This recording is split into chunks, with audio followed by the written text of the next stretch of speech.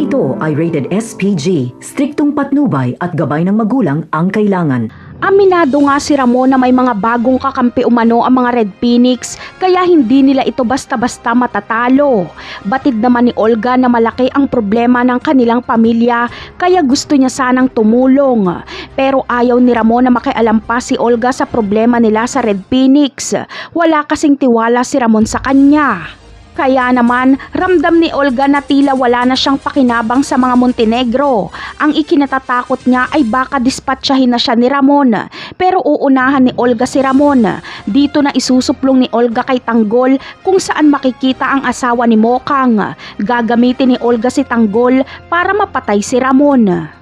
Sa kabilang banda naman ay isang napakalaking pagkakamali ang ginawa ni Bubbles na humingi ng pabor kay Pablo. Ramdam ni Tanggol na may masamang mangyayari kay Bubbles pero ayaw makinig ni Bubbles. Sasama si Bubbles kay Pablo at iuuwi siya nito sa kanilang mansyon. Mag-good time sila at gusto ni Pablo na maka-score kay Bubbles. Ngunit mahihirapan siyang makuha si Bubbles kaya babastusin at pepwersahin niya ito. At dito ay manlalaban si Bubbles at matatakasan niya si Pablo.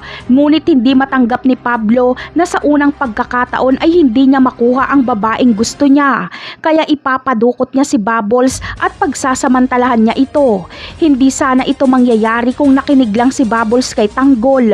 Napakarami pa nating dapat abangan sa mga susunod na episode. Paalam!